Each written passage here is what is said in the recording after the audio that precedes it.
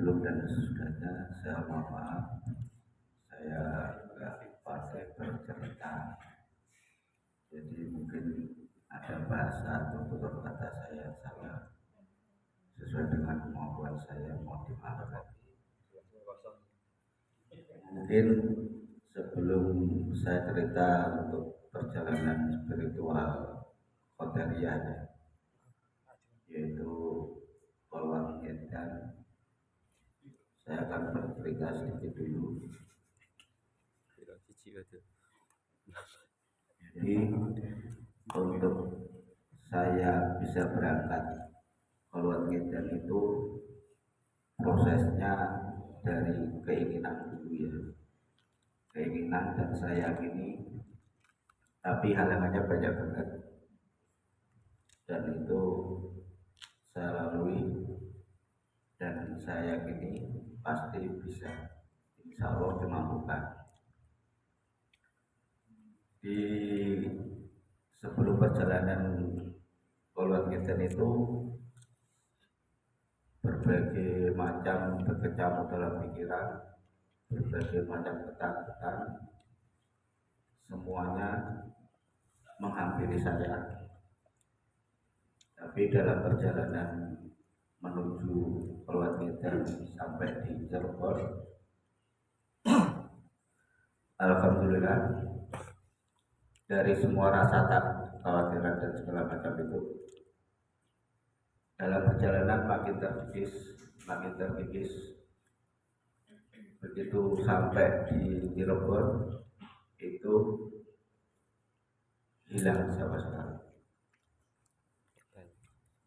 dan isinya siap. Mungkin langsung aja ke perjalanan Polwan Edan. Kalau di perjalanan yang saya alami mungkin biasa aja ya, nggak ada istimewa, nggak seperti yang saudara-saudara kita yang pernah lakukan.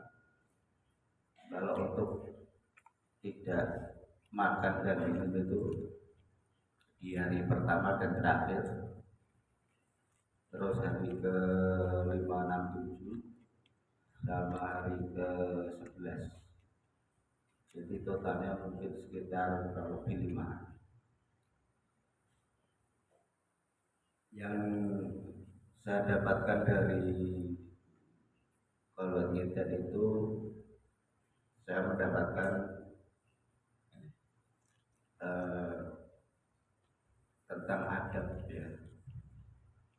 Saya dapat adab, juga dapat tentang pengalaman rohani yang bagi saya itu begitu dahsyat dan enggak terhitung. Saya pernah mendapat sedekah itu hanya nasi dan garam, dan itu nikmat sekali. Kalau dibandingkan waktu Edan ya mungkin, kalau secara pribadi saya mungkin masih mampu, saya masih bisa makan enak dan begitu dari sedekah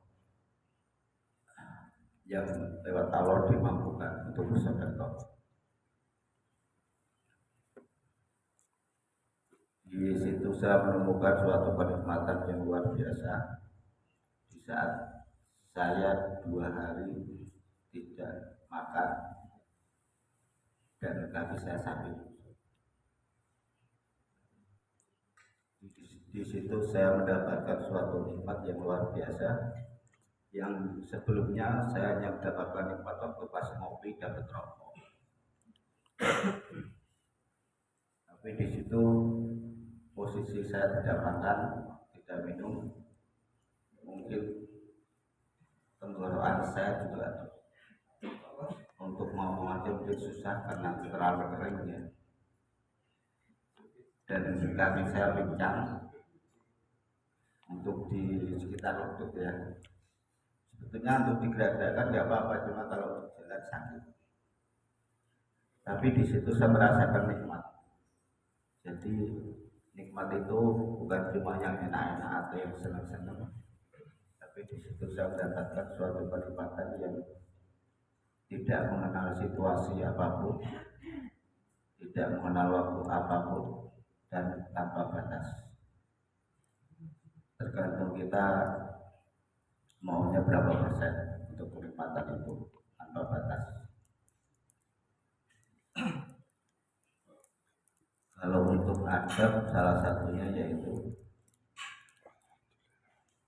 di saat saya ngedan sendiri, banyak juga yang adab yang saya dapat. Sebetulnya hal sepele ya. Di saat,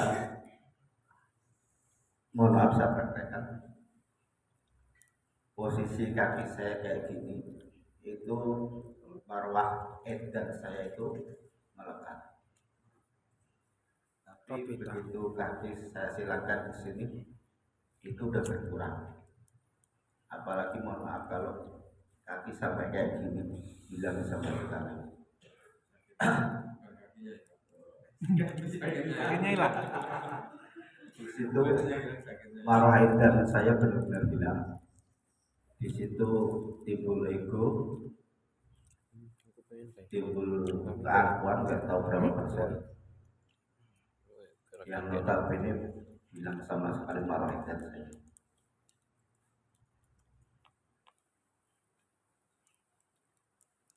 Mungkin itu dulu. Kalau ada yang bertanya monggo.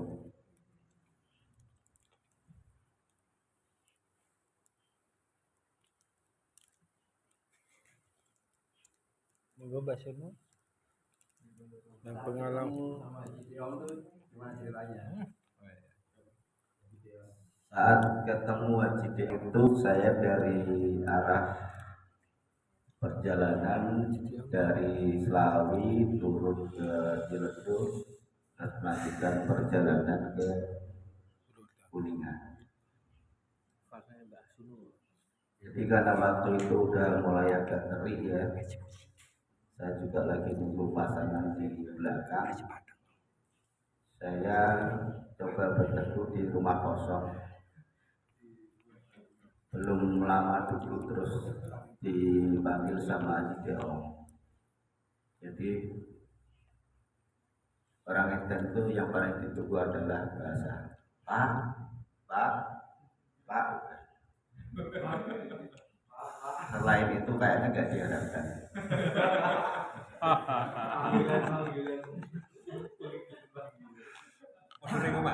Nenek omah ya kuno. Di situ saya suruh mampir ke Haji Deong, terus ditanya, Pak dari mana? Dari Semarang. Oh Pak Sulu ya.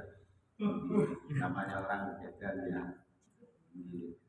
Terus mohon maaf Pak Sulu, kalau waktu teleponan saya kurang sopan karena mawar Edan saya masih melekat.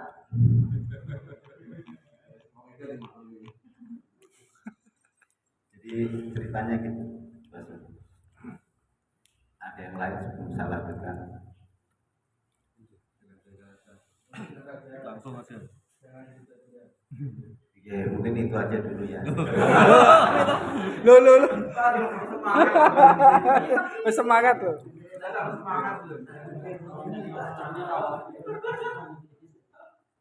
Pak mau ya. Itu kalimat yang paling ditunggu. Pak, Kayaknya nggak ada yang diharapkan.